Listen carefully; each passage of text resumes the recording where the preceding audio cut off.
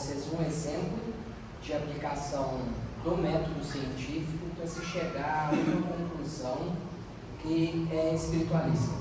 Então tá bom atrás agora? Melhorou? Ok.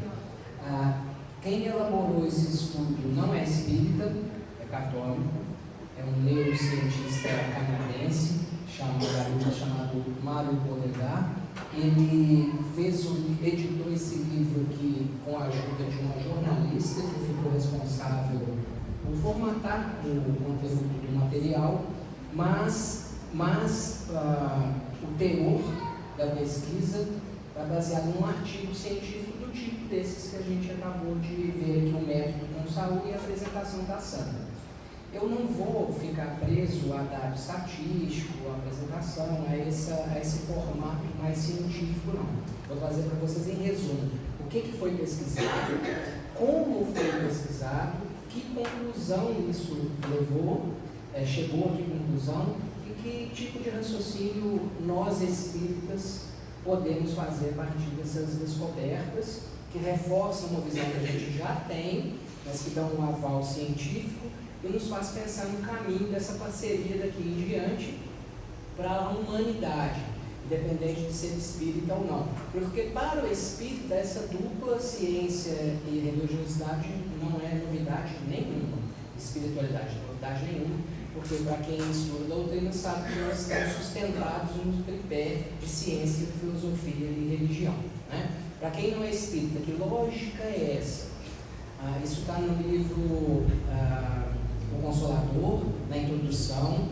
O Emmanuel explica que essa lógica pode ser resumida assim: quando nós, seres humanos, começamos a observar a natureza, fazer aqueles experimentos rudimentares, infantis, como que o Saulo colocou da criança soltando o objeto, nós começamos a reconhecer as leis naturais, que são leis divinas, né?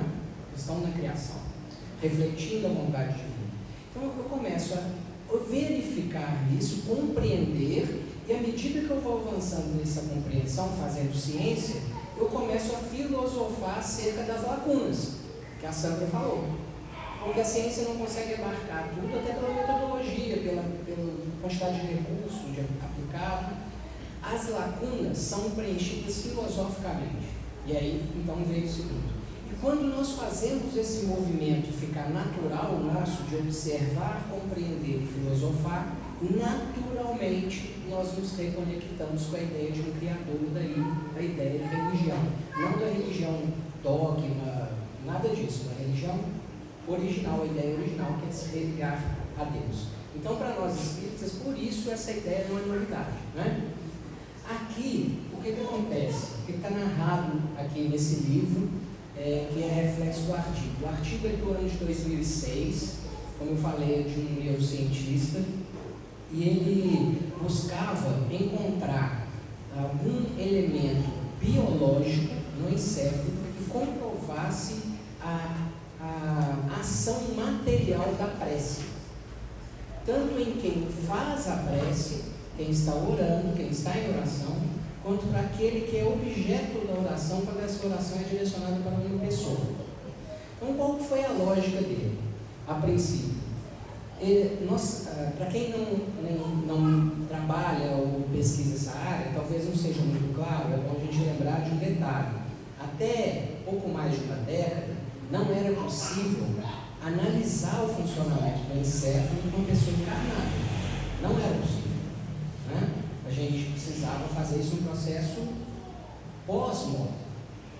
Abrir essa caixa de ossos e verificar anatomicamente o que estava acontecendo ali. Hoje não, é possível ter esse tipo de conversa com vocês enquanto eu estou dentro de um equipamento que faz a imagem do encéfalo em funcionamento.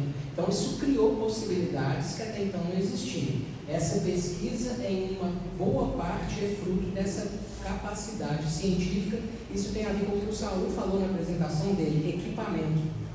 Sem esse equipamento nós não chegaríamos a essas conclusões. Até aqui, ok? Tá, então vamos lá. Qual foi a ideia original? Como eu vou comprovar isso? Eu preciso primeiro ter um grupo de pessoas que têm na prática da oração uma coisa rotineira, que estão habituadas, familiarizadas com isso. Por quê? Aquelas pessoas vão ativar circuitos neurais que já estão consolidados, que não são novidade. Quando a gente tem um aprendizado de algo, nós estamos às vezes ativando um circuito pela primeira vez. Então não está consolidado, aquela marcação pode ser uma coisa que se perderia. Então ele foi procurar um grupo de irmãs carmelitas, irmãs católicas do Canadá, e essas irmãs é que foram a fonte de pesquisa dele. Tanto que o título do artigo é Achados Neurológicos de um Grupo de Irmãs Carmelitas, é o título do artigo. Como que o processo se deu? Ele chamou, então, selecionou esse grupo, explicou a motivação, entrevistou essas irmãs, e nessas entrevistas ele descobriu que cada uma tinha um tipo de experiência enquanto estava em oração. Algumas diziam que tinham uma experiência transcendental, mística, sem explicação científica para aquilo. Que elas tinham percepções imateriais enquanto isso acontecia, ou seja, elas estavam reclusas numa capela ou num quarto em oração, e aquilo parecia se expandir, era um relato comum, parecia que a dimensão do espaço era aumentada, ela não tinha tanto vínculo com limitação quanto tinha numa situação comum. Outras tinham relatos de experiências no corpo, de leveza, até de tremor, aquela formigação, coisas assim muito físicas, né? Então os relatos variavam.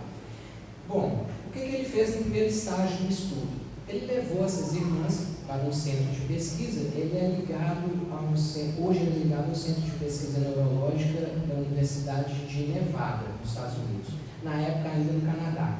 Ele levava esse grupo até esses locais e, em sequência, ele colocava essas irmãs elas entravam em oração dentro do equipamento e verificava as imagens uma a uma, para depois verificar os achados que ele encontrava ali, com essas religiosas, né? A primeira etapa foi essa.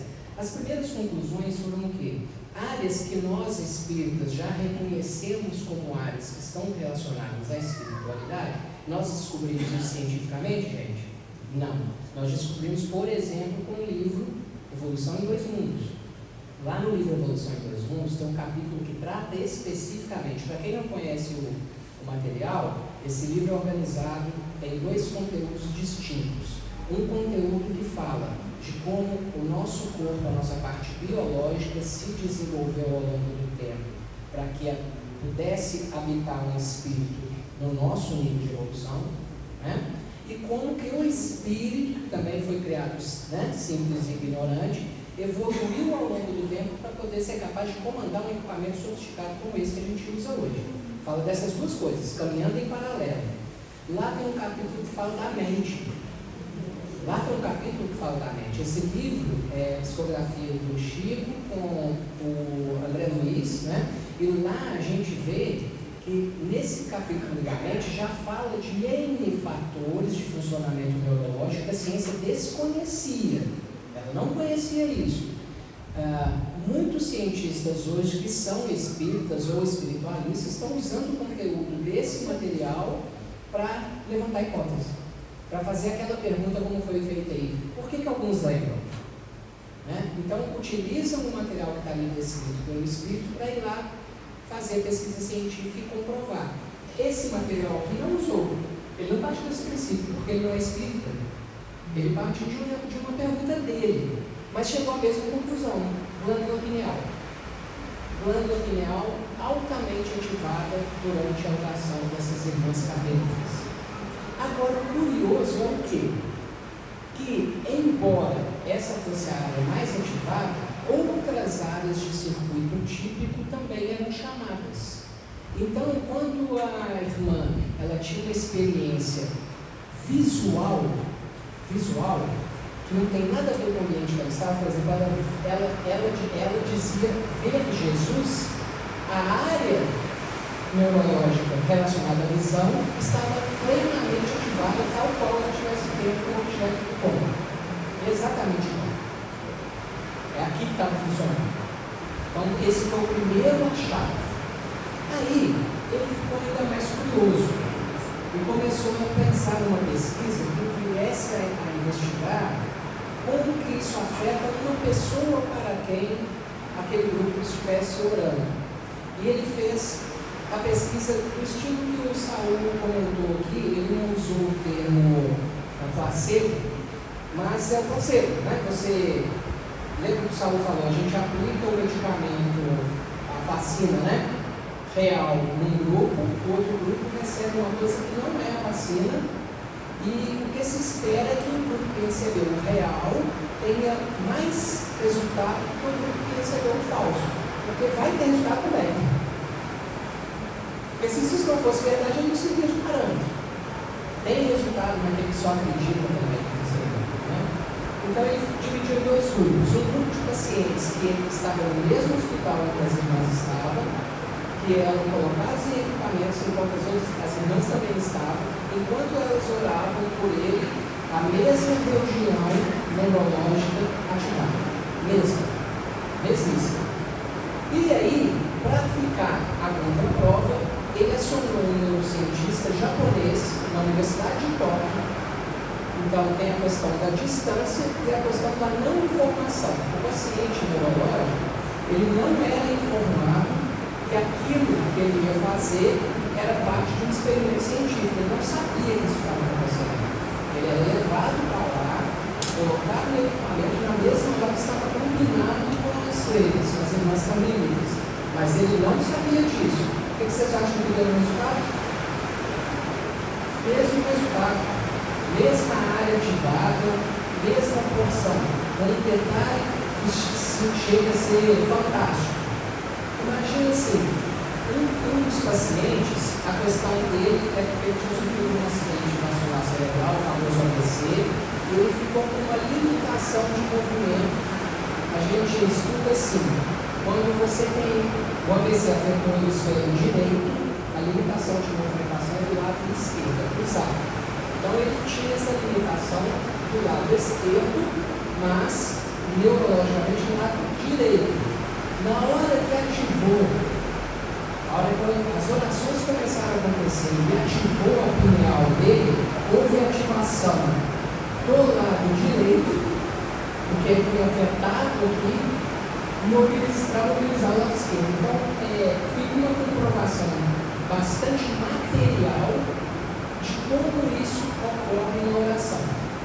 Agora, trazendo para nós, eu sei que o público aqui não é todo espírita, mas para nós espíritas e espiritualistas ou interessados no assunto, o que nos chama a refletir sobre isso? A ciência, conforme nós conhecemos hoje, ela tem caracteres e ela circula no ambiente muito mais material do que extramaterial. Se é que eu posso fazer essa limitação desse jeito, talvez 100% material. E o que ela está alcançando ainda não é não material. Essa separação de matéria e espírito, para quem estuda o espiritismo, é claro, existe essa separação. Mas no meio científico, o quanto é sutil e ainda é matéria, é uma coisa que ainda é muito, como o Saulo falou, dependente de comprovação. Ele usou o exemplo da mesa. Teoricamente, quando a gente está falando de física quântica, teoricamente, num estado muito elementar da matéria, de mínima densidade de matéria, onde só há vibração, por exemplo, o Saulo deu da mão vibrando, seria possível um átomo atravessar a parede. Mas isso não foi comprovado. Até agora estamos chegando perto para ver acelerador de átomos, né? Está dando ideia, gente? Eu quero ser mais objetivo assim no tema. Então, imagina até uma pergunta que alguém notou ali, que é assim: será que algum dia a ciência vai comprovar a existência de Deus? Porque esse trabalho aqui, ele não visou isso. Ele visou provar que existe algo em nós que não é material, que ele nomeou de cérebro espiritual. É isso que ele buscava. Ele alcançou. Agora, será que um dia a ciência comprovará a existência de Deus? O que vocês pensam?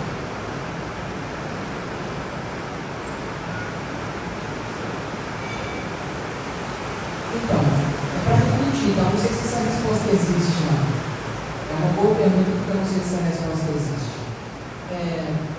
A ciência versa muito no ambiente da matéria, isso, nas leis da matéria, assim. Deus tem alguns princípios que não importa a sua forma de crença, que todos concordamos, né? O primeiro deles, Deus é material ou é imaterial? Deus é imaterial. Então, parece que só por essa suposição aí, simples, só por esse princípio simples, aliás, Deus já está fora do alcance da pesquisa científica, não? Pelo menos por enquanto. A ciência teria que mudar, entendeu? O que você acha, Sara?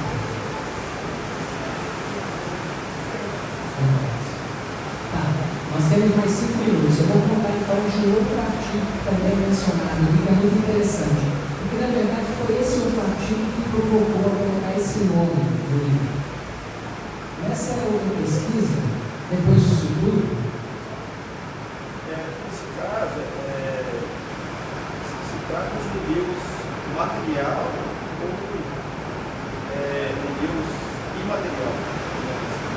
a concepção da grande maioria, até onde eu conheço, é sempre de Deus imaterial. Esse outro estudo, esse eu posso ter falado errado, posso ter pensado no que eu falado, é imaterial também. Outro elemento de pesquisa aqui, ele quis entender sobre aquilo que a gente chama de EQM, né, experiência de quase morte. Então ele acionou colegas que ministravam aulas em hospitais em que essa ideia de neurologia era aplicada, e chegou e fez um pedido a eles que sempre que houvesse um caso de EQM atendido naquele hospital, que eles fossem acionados para ele depois conversar com essas pessoas que passaram por essa experiência para poder entrevistar. E aí tem relatos assim, dessas pessoas onde fica irrefutável como o Saúl comentou. Vou citar 2 pelo tempo que nós temos. Um deles se trata de um indivíduo que era cego, deficiente visual de nascença, ele já nasceu sem capacidade visual, e ele passou por um trauma de acidente e chegou no hospital já preparado, era 15 minutos e foi ressuscitado. Era o procedimento do choque, adrenalina e volta. Quando ele volta, ele é acionado, o professor é acionado, e no questionário que ele faz um relato visual do ambiente em que ele foi socorrido. Ele relata poucas coisas, o que ele tinha, quem estava lá, o que se via na janela, como ele estava enxergando. Por quê? A lógica é assim, por que ele escolheu esses casos? Para definir a existência de um cérebro espiritual. Por que ele escolheu esses casos? Depois de um certo número de minutos, sem coração bombear oxigênio até o cérebro, não tem atividade cerebral. Se não tem essa atividade cerebral, não tem memória formada, não tem nada, não tem percepção de nada. Como que esses indivíduos guardavam percepção e memória de algo se eles já estavam há mais de 10 minutos nesse estado e sendo ressuscitados? Não deveriam ter. A ciência não tinha até então explicação para isso. Então, esse é um exemplo claro. Outro exemplo muito bom é de um senhor que tem uma parada, mesmo quadro, mesma coisa. E quando, eu não sei se vocês sabem, mas na hora de aplicar o choque, é preciso tirar tudo que é objeto metálico, prótese de todos os tipos, e ele tinha prótese dentária. O que eles explicaram que aconteceu? Nesse local, nessa unidade de saúde onde foi atendida, essa prática é pouco realizada. Então, a equipe não estava muito familiarizada, foi pela urgência, levaram lá mesmo. E eles esqueceram de seguir um protocolo de identificação do que é a propriedade do paciente. Então, tirou uma prótese, tem que ter um cuidado para armazenar a pulseira. E eles não seguiram nada disso, que aconteceu, perderam a prótese dentária do paciente. Quem que achou a prótese dentária, né? Ele mesmo. Ele disse, quem recolheu, quem retirou minha prótese foi o único enfermeiro que estava com um traje de cor diferente. E aí eles foram percorrer a equipe para saber quem era, acionaram o enfermeiro e ele se lembrou onde tinha guardado a prótese dentária. Mas são as circunstâncias de muita gente envolvida, de relato registrado. E o mais interessante, que eu recomendo muito, as pessoas acham até que eu ganho alguma coisa da publicação desse livro, mas não ganho nada, tá, gente? É que é muito kardeciano o método, sabe? A gente encontra aqui aquilo que o Salmo falou, ele traz o contraditório, ele traz outros artigos científicos de neurologistas que criam outras ideias a partir dos relatos, e ele contrapõe os fatos, o que ele encontrou para ser esse debate científico puro. Então, muito rico nesse método também, além da informação que traz. Pessoal, passou muito correndo. Agradecer a atenção de vocês e passar a palavra para a Tainá, que você vai continuar. Todo mundo bem por aí? Muito bem. Depois de tantos assuntos legais, importantes, né? De uma ciência assim, maravilhosa que vem avançando, a gente tem a certeza de que somos privilegiados, né? De estar aqui nessa tarde de hoje discutindo assuntos que, infelizmente, não estão aí, né? Do jeito que nós gostaríamos. Então, a gente se sinta mesmo privilegiado de estar aqui conversando sobre. E aí, um dos temas que vamos falar, então, agora para o final, é sobre mediunidade. Estava faltando, né, gente? Então, vamos discutir um pouco sobre mediunidade genética. Eu trouxe para a gente uma discussão de um artigo que foi publicado esse ano, de cunho internacional, onde fala dessa relação. E aí, além de falar desse artigo, a gente vai também tentar unir com a doutrina para a gente ver que a ciência está aí junto, né, com o espiritismo, com a espiritualidade, com tudo aquilo que a gente vem conhecendo. Não me apresentei, né, gente? Meu nome é Tainá.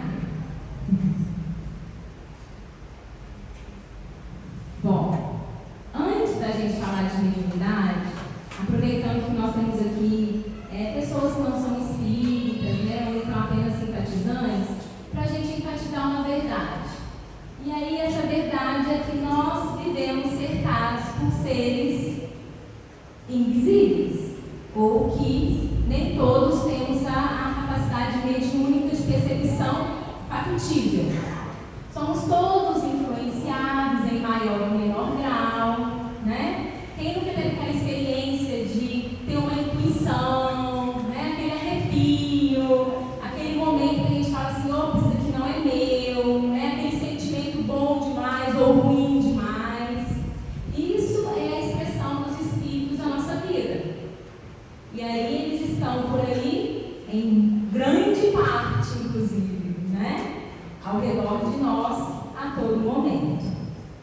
E aí, esse mundo espiritual, ele vibra, ele canta, ele se manifesta, porque é apenas uma outra dimensão de nós mesmos.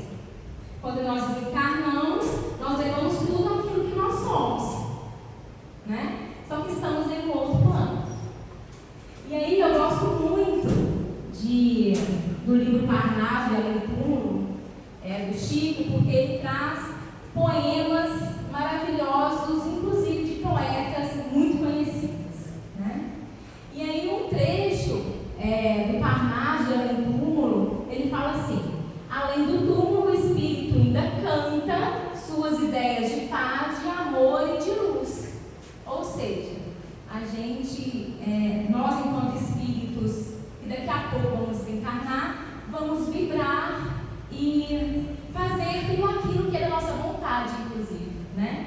E aí está aí um grande detalhe, né? Como que serei eu, Tainara, no plano espiritual? Quais desejos, quais vontades, né? E aí, como que esses espíritos, então, eles se comunicam? Porque, já que eles estão em maioria ao redor de nós e nem todos conseguimos ter a percepção clara, de onde que vem então os relatos, de onde que vem as psicografias, de onde que vem as psicofonias, de onde que vem? Vem dos médiuns, né? Os médiuns, então, são essas pessoas que ostensivamente trazem essas mensagens. Nós temos a diferença entre médium ostensivo e o médium que todos somos, né? O médium que todos somos é na percepção sensorial, né? Do arrepio, da intuição, da ideia. E aí algumas pessoas ostensivamente trabalham isso de uma forma melhor, né? Ou mais aguçada. Tem esse lado mais sensível da coisa. E aí eles trazem então tudo aquilo que a gente conhece sobre o mundo espiritual, inclusive nas obras, né? Que são psicografadas por esses médiuns que trabalham ostensivamente. E aí eu trouxe aqui para nós algumas definições de mediunidade de acordo com a doutrina espírita, né? Que é a doutrina que mais explica a mediunidade, né, gente? Então, ó, o Manuel Filomeno de Miranda, ele fala, a mediunidade... Você consegue mexer nesse trem aqui? Aí, ó. A mediunidade é a expressão inerente ao homem. Se é inerente ao homem, está em nós. A mediunidade. Uns mais, outros menos. Mas todos nós temos um quê de mediunidade, já que é inerente. Por cujo meio lhe é possível entrar em contato com outras faixas vibratórias, além e aquém daquelas que são captadas pelos seus equipamentos sensoriais. Então, nós temos todos os equipamentos sensoriais bonitinho, né? Tato, olfato, paladar, visão, tudo isso é sensorial. Mas aquilo que a gente não consegue captar pelos meus mecanismos sensoriais é captado pela mediunidade. E aí lá no Evangelho segundo o Espiritismo, a gente ainda tem a mediunidade é inerente a uma condição orgânica. Opa! O que isso significa na prática? Que o nosso corpo, evolutivamente, ele foi tendo essas capacidades, né? De se comunicar com outros planos, com outras faixas vibratórias. Então, é uma condição orgânica. A ciência vem tentando explicar aonde que está esse organismo que faz com que a gente consiga ter a percepção de outras faixas, então. Vamos lá. E aí, lá em Mediunidade, Desafios e Bênçãos, o Manuel Filomeno de Miranda, através do Divaldo, ele fala que a mediunidade é uma faculdade da alma que se reveste de células do corpo. De novo, né? O nosso corpo ali planejado, projetado, pronto para que esse tipo de manifestação ocorra. Ou seja, né, uma outra interpretação. Nós precisamos das células do corpo para que haja mediunidade ostensiva.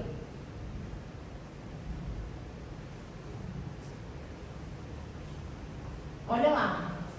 Para que haja esse comportamento, para que a gente se comunique com outras faixas, é preciso que essas células do corpo, nossos órgãos e tudo mais, estejam ali alinhados, né, com essa faculdade, para que a gente possa decodificar essa onda de pensamento. Porque senão seria uma ideia, o espírito tentando se comunicar, e se a gente não decodifica, não entende, né? Para o médium conseguir passar a ideia, ele tem que ter decodificado aquela transmissão de pensamento. Porque imagine, é outra faixa vibratória. Tem que haver uma conexão, não só espiritual, não só através do nosso perispírito, mas também usando o nosso corpo físico. Tá claro até agora, gente? Então vamos lá. Um outro livro que trata muito sobre isso é Evolução em Dois Mundos.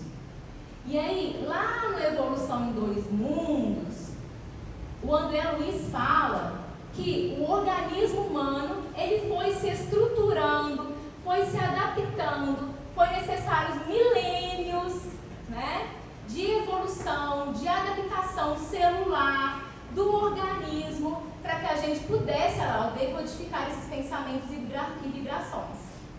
E aí onde que está a maior parte desses órgãos, né, e desses lugares do corpo que foram importantes e de evoluírem e de se desenvolverem para que a mediunidade pudesse acontecer, especialmente o cérebro e o sistema nervoso. Mas também temos glândulas e mente, para além, claro, do perispírito, né?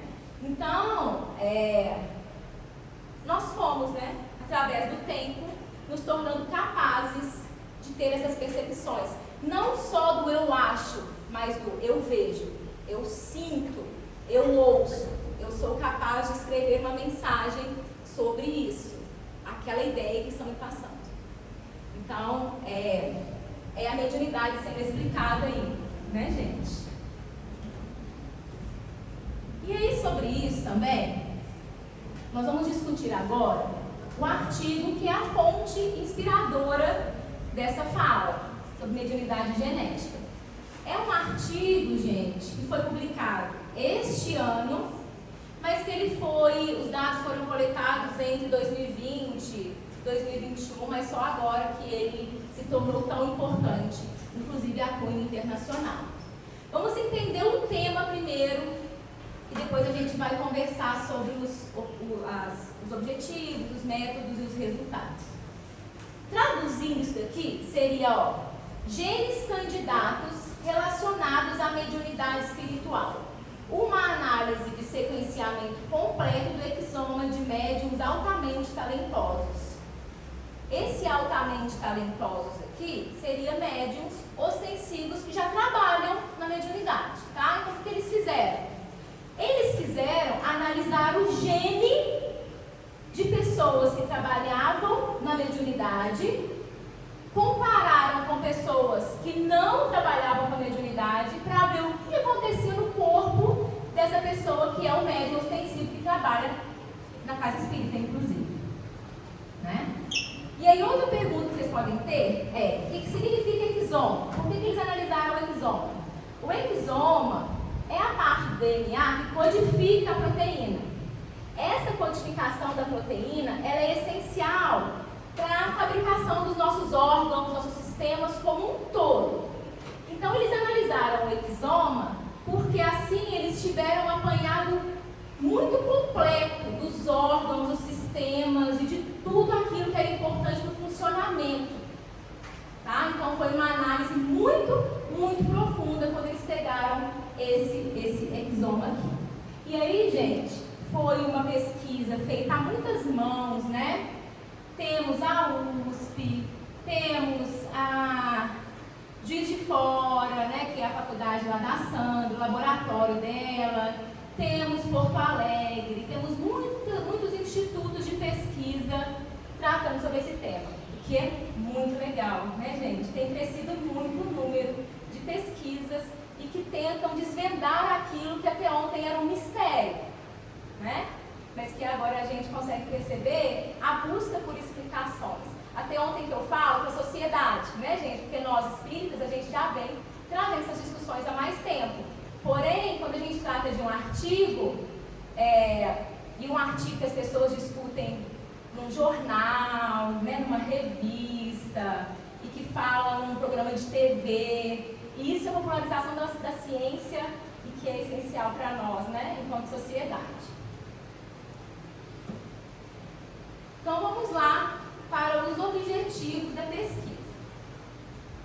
Verificar se os indivíduos conhecidos como médiuns ostensivos apresentam alterações genéticas específicas comparadas a familiares de primeiro grau sem mediunidade. O legal da pesquisa é que eles não pegaram o médium, analisaram o DNA comparado a uma pessoa muito diferente, distante dela. Eles pegaram o médium ostensivo e fizeram um apanhado geral do DNA dele comparado a uma mãe, um irmão, um familiar de primeiro grau, principalmente. Por quê? Se a gente tem familiaridade genética, né? Então a chance da pesquisa estar coerente é maior do que se eu pegar o médium comparado com o seu João ali, que não tem familiaridade nenhuma comigo. Concordam? Né? Então por isso que eles pegaram familiares, e isso pra gente é algo importante.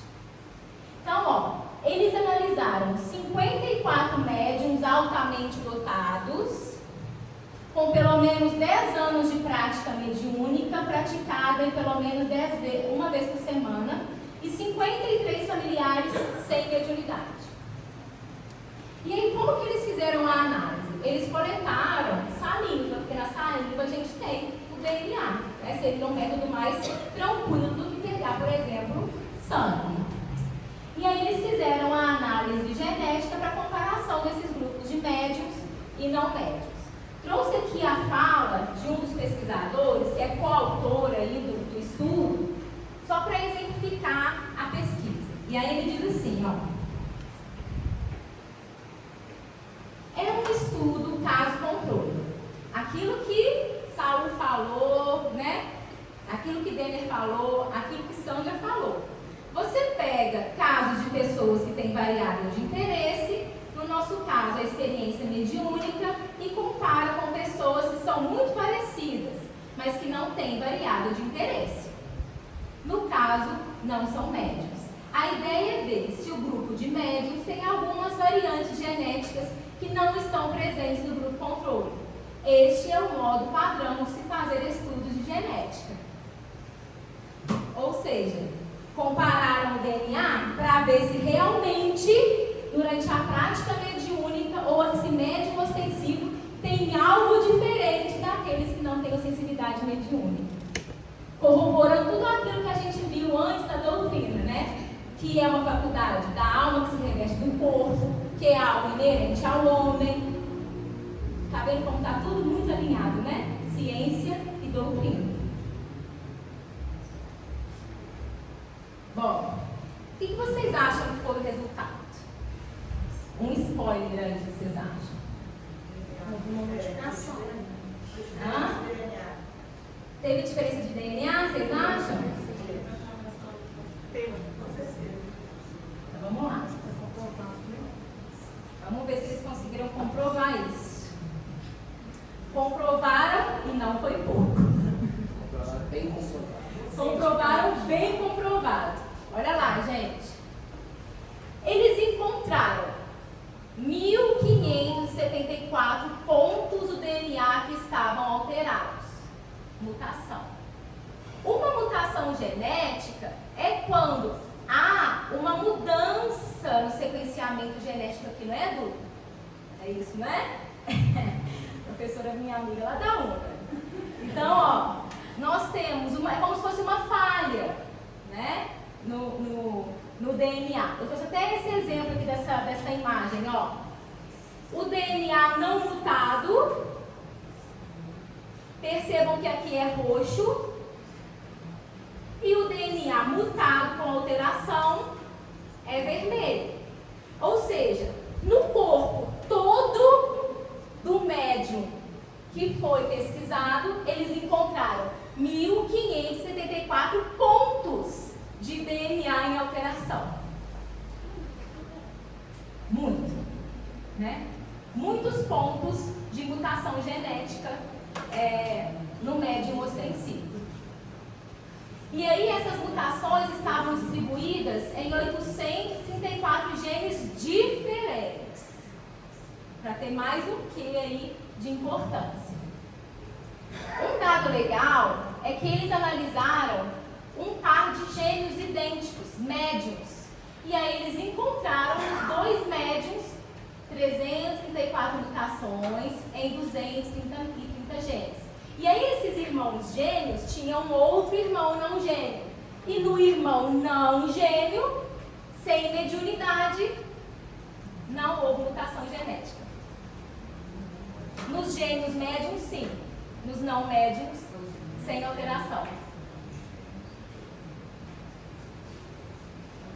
E onde que esses genes foram encontrados, né? Esses genes alterados, essas mutações genéticas? Elas foram encontradas no sistema imune inflamatório, nos tecidos epiteliais e na glândula pineal. E aí agora, para a gente entender um pouquinho mais, vamos ver qual que é o sentido de ter encontrado mutação no sistema imune, nos tecidos epiteliais e na glândula pineal. Glândula pineal, para a gente, já é mais familiar, né? Alguma pergunta até agora? Não? Vou tomar uma água. Tainá, no caso dos dois irmãos gêmeos, as mutações eram entre eles, né? A comparação entre os dois irmãos gêmeos? Não. Ou era o outro controle? Nos dois gêmeos foram encontradas essas mutações. Nos dois. As mesmas. As mesmas mutações. As mesmas mutações. O terceiro irmão não médium, nada.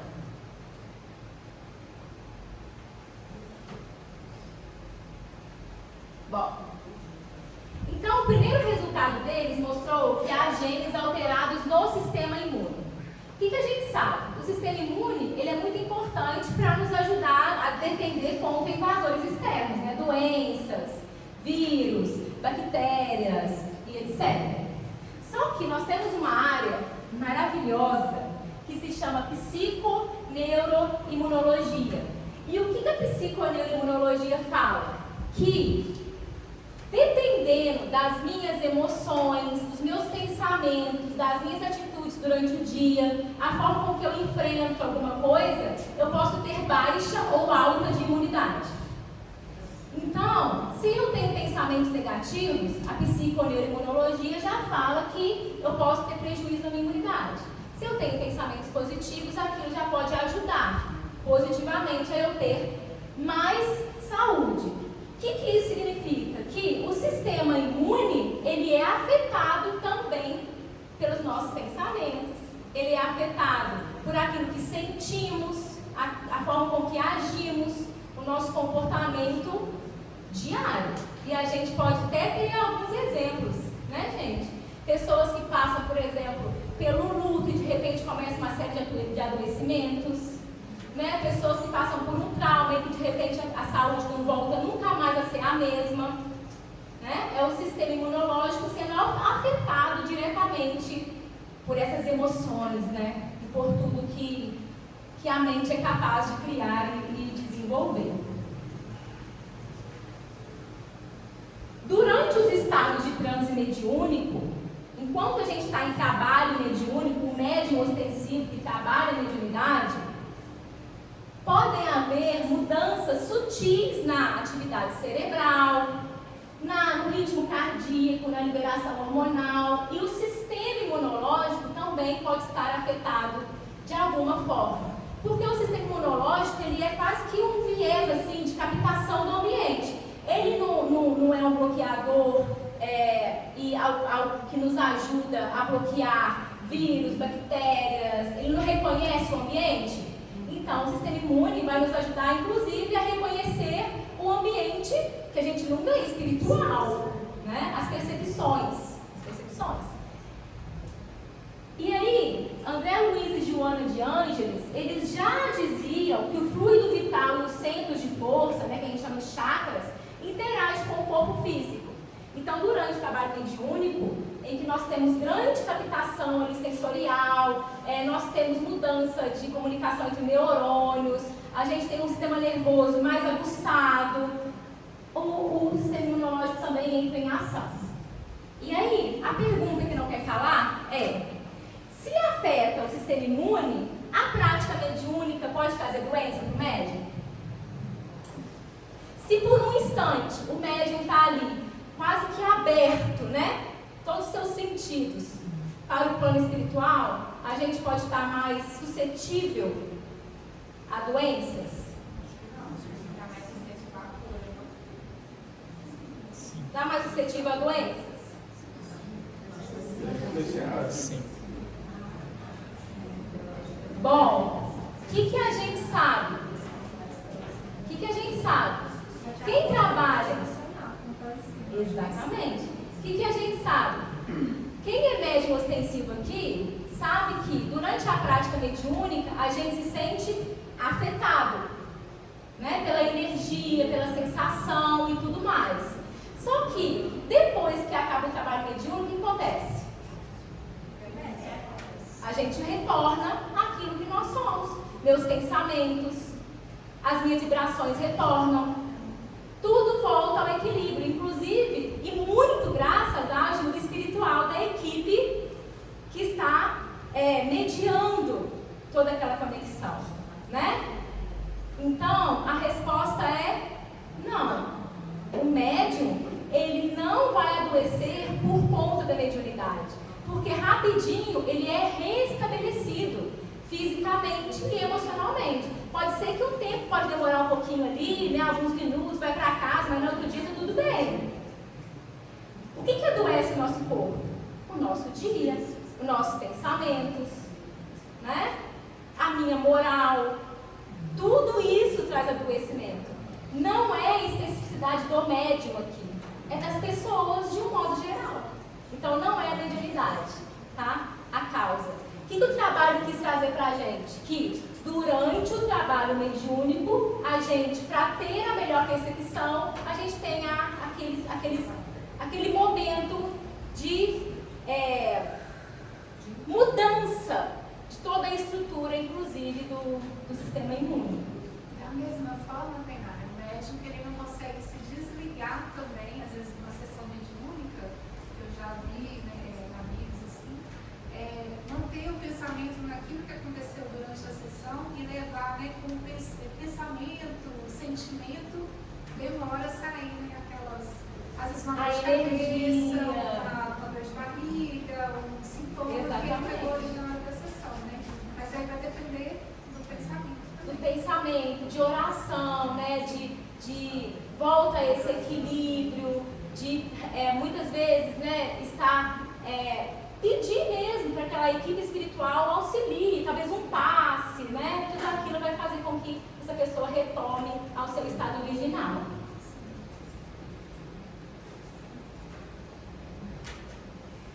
Outro lugar em que os genes foram alterados, segundo a pesquisa, são os genes dos tecidos epiteliais. O que são tecidos epiteliais? Aquilo que reveste o nosso corpo.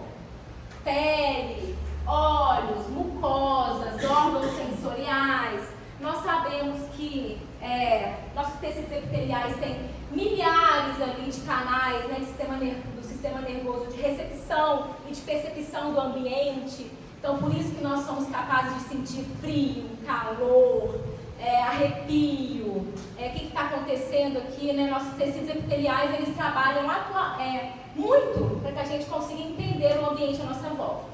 E aí eles viram que esses tecidos, eles foram, então, eles estavam com genes alterados. O que o artigo sugere? Que as alterações desses genes podem estar ligadas a maior sensibilidade sensorial e perceptiva desse médium ostensivo. Todos nós temos capacidades milhares aí de sensibilidade sensorial e perceptiva, mas segundo o artigo, nos médiuns ostensivos, a capacidade sensorial estava mais aguçada. Até para esse trabalho ser feito, né, gente, trabalho mediúnico, essas capacidades estavam ali com o upgrade. E não é diferente dos achados e daquilo que já é escrito há muito tempo dentro da doutrina. Inclusive, quem já leu o livro Missionários da Luz, quando o instrutor Alexandre está falando da Dona Isabel, que no livro é uma médium, né, que trabalha muito ostensivamente, ele fala, as percepções dela são tão intensas que pequenas variações de ambiente lhe afetam o corpo e o psiquismo. Ou seja, aquela média estava ali com todos os seus órgãos sensoriais quase que vibrando ali, né, para a percepção do mundo espiritual.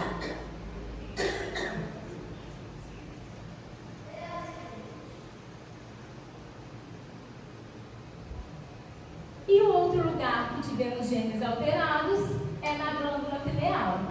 Parece repetitivo, né? A doutrina espírita falar de glândula pineal, só que para achar científico a gente precisa de sempre repetir. Por quê? Para a gente não ter dúvidas de que é uma área do cérebro importantíssima para a mediunidade.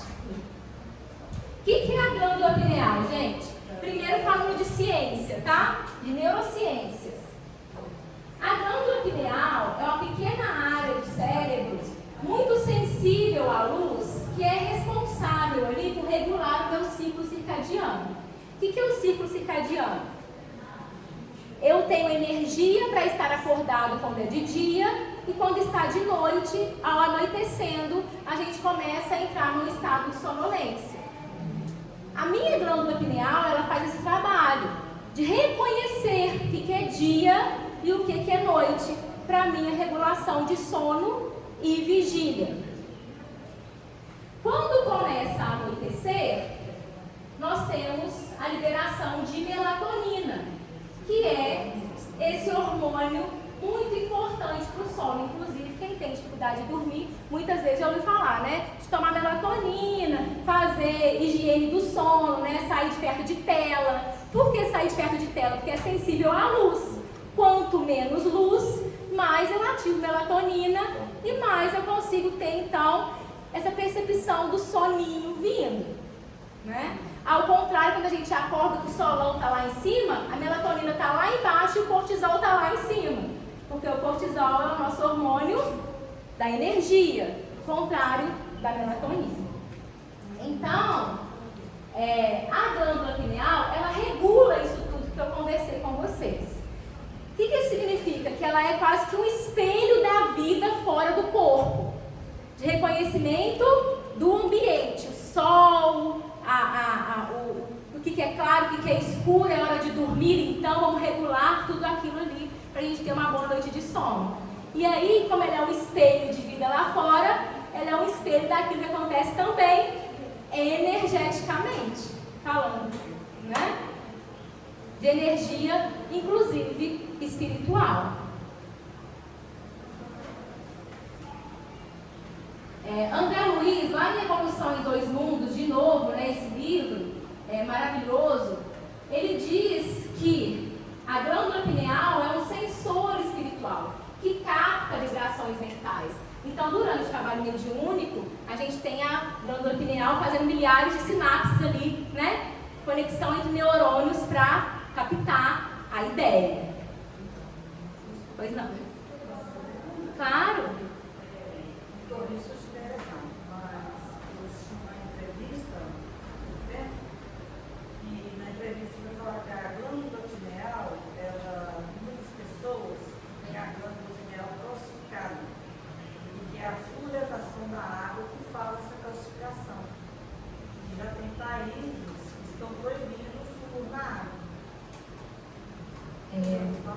Nunca. Não, depois eu vou pesquisar. Um podcast. Ela fica, a glândula fica calcificada e às vezes a mediunidade ela não consegue por isso. Por causa da calcificação da pineal, através do flúor. O corpo faz isso. Vale a pesquisa, né? Depois a gente buscar saber mais. Obrigada, viu? E aí, gente? De novo, lá em Missionários da Luz, o André Luiz diz: na pineal, o espírito tem um ponto de ligação mais sensível com o mundo espiritual, pelo que essa glândula, em certas condições, pode funcionar como um órgão de percepção psíquica. Então, é como se fosse, tem até pessoas chamando de terceiro olho, né? Que é aquela abertura ao plano espiritual. Então, olha que interessante. A gente viu que aquela pesquisa que a gente tratou aqui não desmente nada daquilo que o Espiritismo já traz, né? Só corrobora. E aí, para a gente finalizar, eu trouxe essa imagem que a inteligência artificial conseguiu fazer para mim. Tão legal a inteligência artificial, né, gente? Ela é capaz de fazer com as ideias. E aí eu me lembrei muito de Jesus quando ele disse que ele não veio destruir a lei. Jesus foi o maior médium de todos os tempos, né? As capacidades mediúnicas dele eram incríveis e até hoje inimagináveis. A gente não consegue descrever as capacidades dele.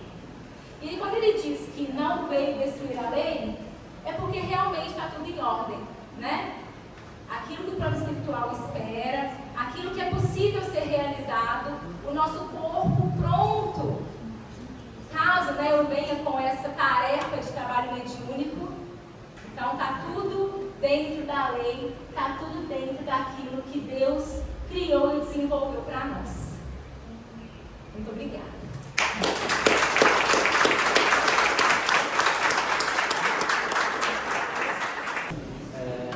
A pergunta é simples, a resposta não me parece tanto assim.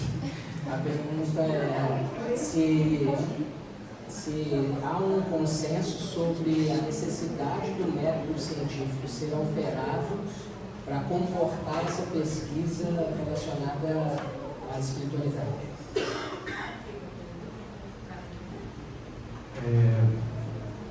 Estou pensando na resposta. Eu não sei se... O que acontece é assim, o que a gente faz de pesquisa hoje é tudo sobre a ótica da matéria, né? Então, eu diria, o dito popular fala, a gente tem que ver para crer. E aí, os métodos científicos, estatísticos, etc. e tal, a gente crê quando a gente vê aquela resposta, né? Então, a pesquisa que a Tainara acabou de relatar, você vê a modificação dos genes, do DNA, vê as modificações todas, e você faz comparações. Aí você está crendo, né? Então, por que eu não sei a resposta? Porque eu não sei como fazer, eu não sei nem levantar qual é a pergunta e o método que eu faria para poder tentar, por exemplo, provar que Deus existe. Então, eu não sei, né? Então, é uma pergunta realmente difícil, eu não sei. E eu acho que, igual eu falei, a gente conhece a matemática, a gente conhece a matéria do jeito que a gente reconhece aqui. Eu acho que para conseguir fazer isso, talvez se a gente tiver uma outra dimensão, com uma outra percepção, com uma outra realidade, e por aí vai, né? Eu falo isso porque na computação a gente brinca com um negócio, não é uma brincadeira, mas assim, tem uma situação interessante. Tem alguns problemas do mundo real que são intratáveis, matematicamente falando. Um problema simples, logística. Se precisar fazer uma rota do melhor caminho para você, uma loja, você compra, 30 pessoas compraram na internet. Eu quero descobrir qual é o melhor caminho para entregar para essas 30 pessoas o melhor caminho ótimo, gastando menos combustível, gastando menos tempo, gastando menos tudo. Se a gente usar os métodos mais tradicionais, nós vamos levar aí em torno de 2 milhões de anos para achar a resposta com a matemática que a gente conhece. E é por isso que a IA não consegue ainda dominar o mundo, apesar dela estar aí fazendo coisas, né? Eu tenho a impressão que para conseguir resolver esse problema a gente vai ter que trocar a maneira como a gente conhece a matemática. Eu vou falar da mesma forma, eu suspeito que para conseguir provar algumas coisas a gente vai ter que trocar a maneira como a gente enxerga algumas coisas. Acho que é por aí, não sei. Estou filosofando. Pessoal, vou seguir com a segunda enquanto o pessoal vai pensando nas outras aqui, tá? A segunda também é bem simples, vou tomar liberdade de já responder. Não por coincidência, eu tive acesso a uma informação que vai me ajudar a responder agora recente. Quanto tempo esse tipo de conhecimento, esse tipo de comprovação do imaterial vai chegar ao conhecimento comum e vai ser mais aplicado na rotina das pessoas. A pergunta é essa.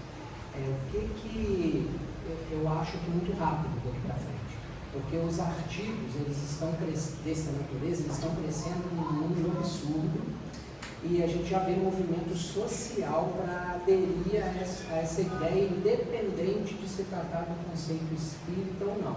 Nós só vimos um exemplo aqui.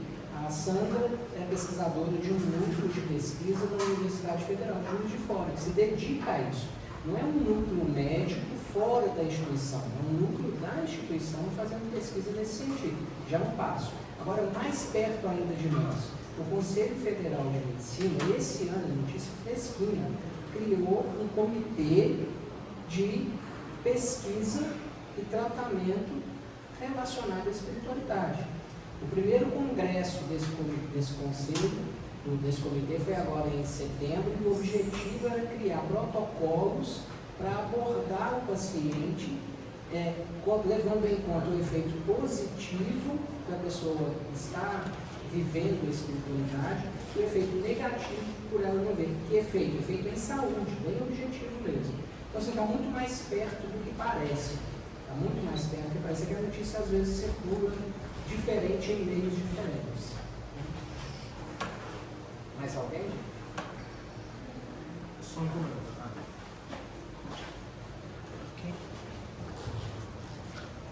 Só um comentário em cima do que anterior. Kardec fala que métodos diferentes precisam de abordagem diferentes. A questão do método científico é uma coisa de repetibilidade. No caso da pesquisa, eu demonstro que algumas pessoas têm essa capacidade. Mas eu estou trazendo por a Deus, que eu acho um assunto muito amplo, mas eu falo mesmo da mediunidade. Como é que eu não vou garantir que o mesmo Espírito vai colocar no mesmo médio, dar a mesma mensagem? Então, pelo lado científico, eu ainda não posso falar isso, porque eu não sou capaz de repetir exatamente aquele método. Como eu vou falar que o Espírito manifestou nesse médio seja no outro? Então, preciso de uma mudança da forma de abordagem. Na forma atual de condução, é isso. Existe alguma comprovação no corpo físico, já é demonstrado isso também. Outra pesquisa que eu lembro é que o pessoal fez tomografias, não, ressonâncias magnéticas enquanto a pessoa estava tendo terapia de vida passada. Aí a alegação era o quê? É porque isso é imaginação, né? Foi induzido. Mas as áreas de ativação da memória não foram de imaginação, foram áreas de memória. Aí eu falo assim, então tem alguma coisa aí que é relacionada. O que está no modo atual da ciência pensar é isso, é demonstração que existe um fenômeno.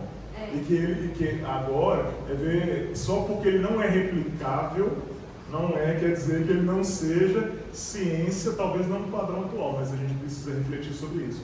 Uma frase que eu adoro é: a ausência de evidência não é evidência da ausência. Só porque eu não consigo demonstrar no padrão atual, não quer dizer que ele não existe. Só isso implica só isso, porque eu não consigo demonstrar a minha forma de percepção. Perfeito. Aqui nesse livro que eu usei de parâmetro, de referência, o autor fala muito disso. Ele faz uma provocação de uma ciência não materialista. E ele defende que a ciência materialista, ela é baseada nesse critério que você falou, que é inválido. Se eu não consigo provar que existe, eu considero que não existe. Pronto. Não tem controvérsia. Aí ele defende, ele fala muito disso. O que mais, pessoal?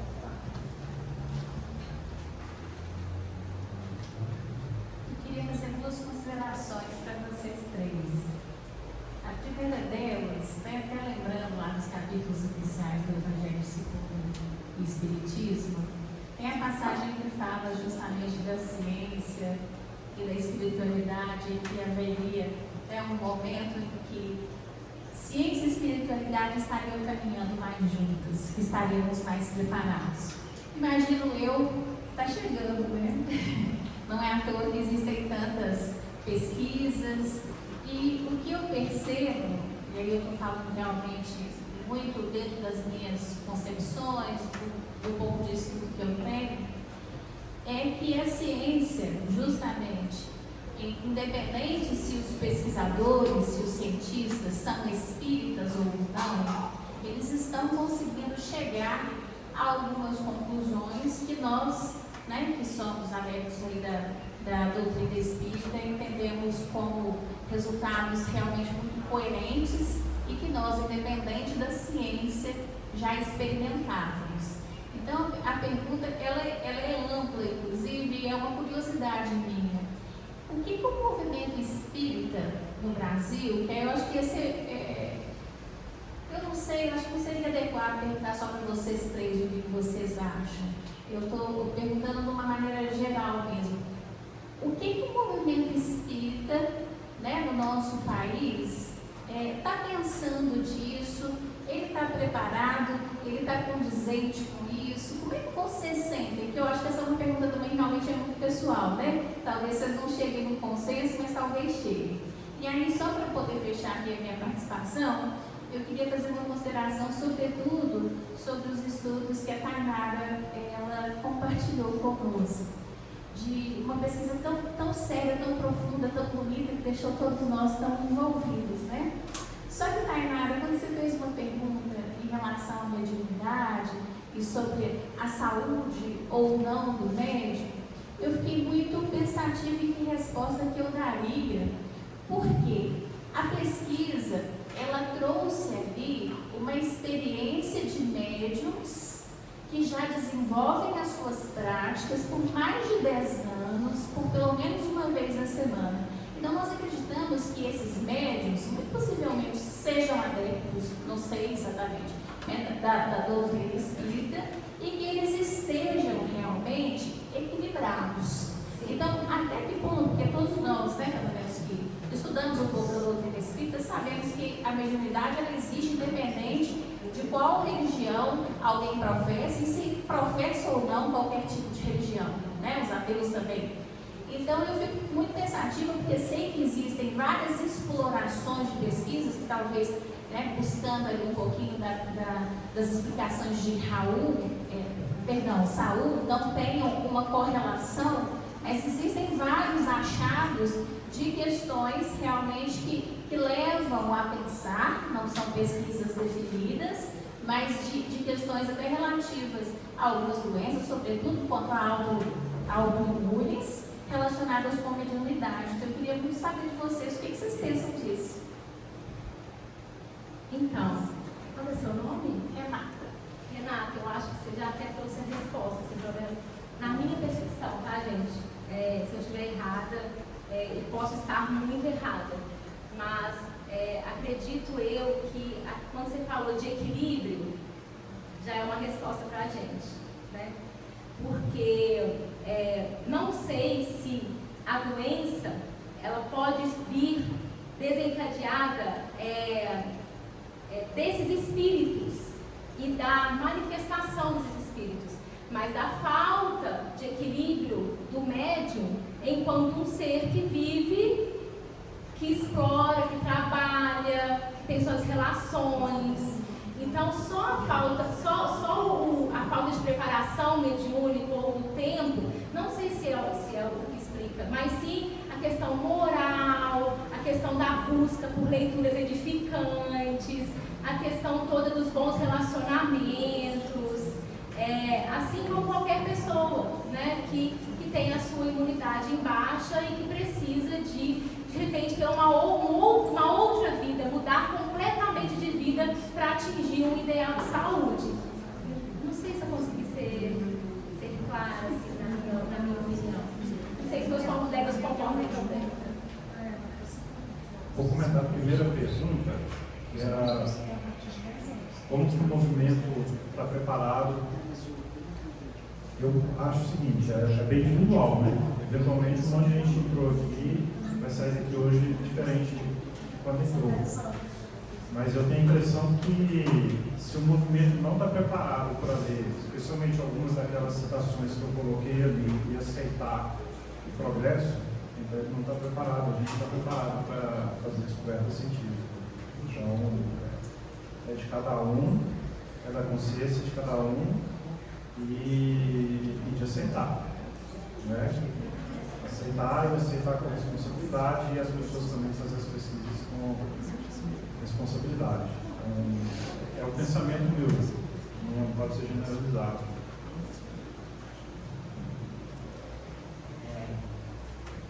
Também a mesma coisa, impressão minha, né? Eu hoje vejo muito mais movimento organizado, assim, com eventos, com conteúdo da ciência se aproximando do movimento espírita do que do movimento espírita em direção à ciência. Até um dos motivadores do evento de hoje, que, aliás, aproveitando para dar os créditos, é da Tainara, tá, gente? Então eu enxergo assim, mas eu vejo melhoria, tanto é que estamos nós hoje, né? Tem um grupo em Belo Horizonte, eu não vou conseguir lembrar o nome agora não essas coisas, mas, por exemplo, escolheu para a sua comemoração de 30 anos de Casa Espírita trazer o tema neurodivergência sobre a ótica espírita. Então, assim, eu vejo um movimento acontecendo, só que eu acho que ele é ainda mais intenso da ciência para cá do que daqui para lá, o que eu acho uma pena. Com relação a outra pergunta, a capacidade mediúnica, a gente viu aqui, a gente estuda, ela é uma capacidade biológica, ok? Alimentar também não é? Reproduzir, pensar, nós abusamos de todas essas, não usamos? Que eu mencionei? Usamos mal, né? No Evangelho tem uma citação que diz assim: o ser humano é capaz de fazer mau uso de todos os atributos que foi dado por Deus. Não sei se as palavras são exatamente essas, não, mas a ideia é. Então, o uso inadequado da mediunidade, eu vou explicar porque eu acredito que é isso, eu creio que pode levar a adoecimento, sim. O que eu considero um uso inadequado da mediunidade? O uso da mediunidade sem Cristo, que é o que a gente estuda na doutrina espírita. Mediunidade todo mundo tem, mediunidade com Cristo é que é abdicar, renúncia, disciplina, equilíbrio, e aí isso adoece. Faz a mediunidade ser mais um meio para adoecimento, como pode ser qualquer atividade humana. Acabou que eu não falei sobre a primeira pergunta, eu concordo muito com ele quando ele fala que a ciência vem se aproximando mais do que o contrário, porque a ciência pesquisa, e chega uma hora que a ciência bate muito de frente com o material, né? Chega uma hora que o material não explica tudo, aí eles chegaram a um outro patamar de explicação, né?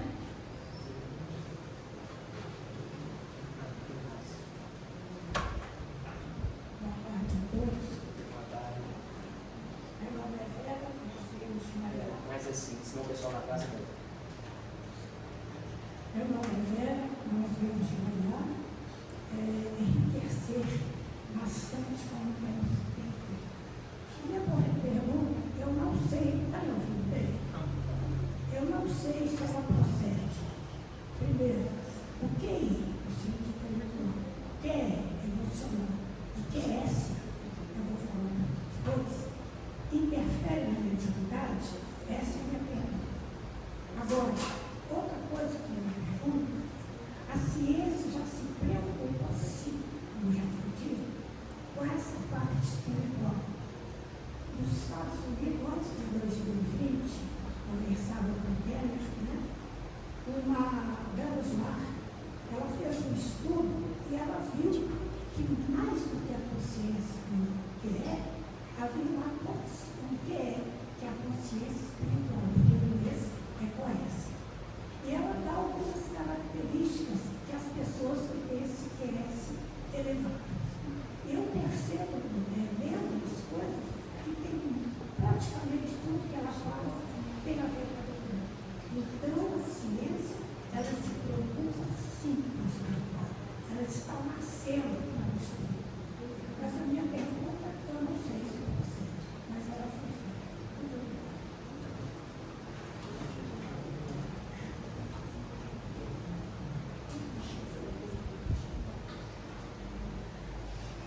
Eu fiquei em dúvida, a parte da pergunta eu ouvi pouco, ver se eu vou traduzir. Quer que eu repita daqui? Por favor. Eu falo alto. O microfone dele está melhor. Esse microfone parece também, senão o pessoal não vai te ouvir. A minha pergunta, eu não sei se procede, mas eu vou fazer. O QI? Que é? O QI, coeficiente de Consciente inteligência? intelectual. Ah. Que é consciente espiritual. E que é essa? Consciente espiritual. Não é que é emocional. Desculpa. Emocional e espiritual. Emocional e espiritual. Certo? Ele interfere na mediunidade.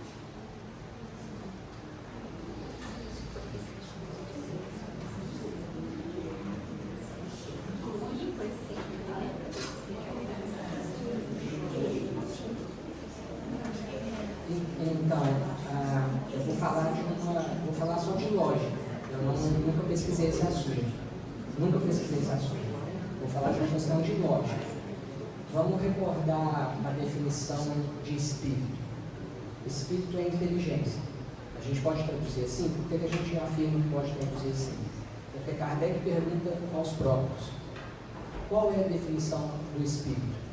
E aí eles respondem: o espírito é o princípio inteligente do universo. Ok? Kardec é insistente como sempre, né? Então podemos dizer que espírito é inteligência? E a resposta, por falta de argumentação melhor na sua forma de explicar, sim. Agora, se essa turma aí está falando que é inteligência, quem sou eu para falar que não é? Né? Então vamos partir do princípio que é inteligência. Se é inteligência, todo fator relacionado à inteligência, tudo que compõe inteligência, vai interferir numa comunicação que é de inteligência para inteligência, porque é mental. Né? Aquela ideia de incorporação, né, que havia antiga e que algumas pessoas ainda sustentam, a gente sabe que não existe. A comunicação é mental, é via Wi-Fi, né? É mente com mente. Então, se nós estamos tratando de uma inteligência comunicando com outra, nesse momento, o que eu tenho de arquivo aqui, eu consigo transferir. O que você tem de arquivo aí, você consegue codificar. Então, eu acredito que sim. Faz sentido, pelo menos.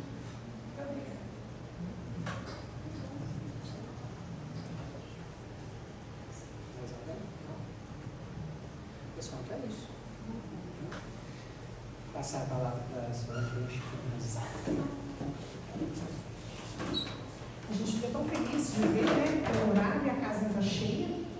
Isso é importante, né? É sinal de que a gente está no ritmo e estamos na condição certa de que estamos aqui para aprender, né? Eu acredito que hoje nós tivemos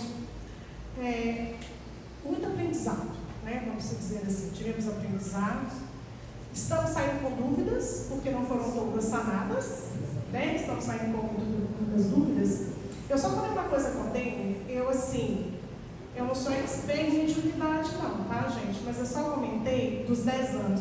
Talvez a base dela ter usado 10 anos, tá? Talvez a base dela ter usado 10 anos, é que uma equipe de reunião mediúnica, ela começa a se consolidar após 10 anos, né? Se essa turminha que fica, isso, tem gente que tem 20, tem gente que tem 30, mas a partir do momento, se o grupo mediúnico de toda quarta-feira, de toda terça-feira, de toda quinta-feira, se ele permanece o mesmo durante 10 anos, dá-se para fazer o estudo. Então é a partir daí, se ele se consolida, se o grupo é o mesmo, 10 anos ou mais, por isso talvez, tá? Não posso afirmar, mas por isso talvez que foi feito o estudo com os médios de 10 anos para cima, tá? De 10 anos que se encontram. O Arquimedes olhou assim, rindo, né? Mas é porque temos que ter mais, né? E se torna um grupo mediúnico mesmo durante muito tempo. Não sei se eu estou certa, mas pelos meus estudos, porque eu já ouvi falar, realmente o grupo fica firme, né? Depois de 10 anos, as mesmas pessoas, tá? Então, nós vamos agradecer imensamente a todos vocês pela presença de vocês na tarde de hoje. Eu agradeço imensamente Tainara, Saulo e Deni por ter me dado essa oportunidade, né, de estarmos aqui nesse seminário, em nome da Aliança Municipal Espírita de Conselheiro Lafayette Região, as casas presentes de outras cidades e das nossas aqui. Então, assim, é com imensa alegria que a gente encerra a tarde de hoje, assim, agradecendo. E vamos levar muitas dúvidas, com certeza. Vamos precisar de mais seminários como esses para a gente ir aprendendo. Eu já comentei com ele que a gente precisa fazer mais. Estamos precisando nos encontrar mais, né? Porque muitas das vezes, cada um de nós ficamos na nossa casa espírita, e é só na nossa casa espírita, no nosso mundinho ali, ó, e não saímos para fora. E olha para você ver, tantas pessoas diferentes, né? Numa tarde de sábado. Sabemos que não é fácil não, porque tem sábado que a gente tem muita coisa para fazer, mas a gente ser abnegado das coisas da nossa casa, para estarmos aqui hoje durante 4 horas estudando a doutrina espírita, isso é muito importante. Então eu agradeço imensamente a cada um de vocês por estarem aqui. Eu vou fazer o seguinte, eu comecei pedindo o Edilus, que é de Ouro Branco, para fazer a prece final. Ela já olhou para mim, eu vou pedir a Vânia, que é de Congonhas, tá? Que é de uma outra casa espírita, para fazer para a gente a prece final. Muito obrigada. Pode ser, tá? Vou convidar vocês que se sentir à vontade de fechar os olhos, vocês vão fazer bem, à vontade. Vamos agradecer aos mentores espirituais desta casa. Quais são, gente, por favor? Bezerra de Menezes, Francisco de Assis. Bezerra de Menezes e Francisco de Assis, pela oportunidade dos trabalhadores que aqui estão, encarnados e desencarnados, pela essa oportunidade de conhecimento que nós estamos tendo nessa tarde. E que possamos ser os despertar de nossas consciências, olhos de ver, ouvidos de ouvir, também o coração para sentir, e poder colocar em prática na nossa vida diária, e termos a mente aberta para sempre estudar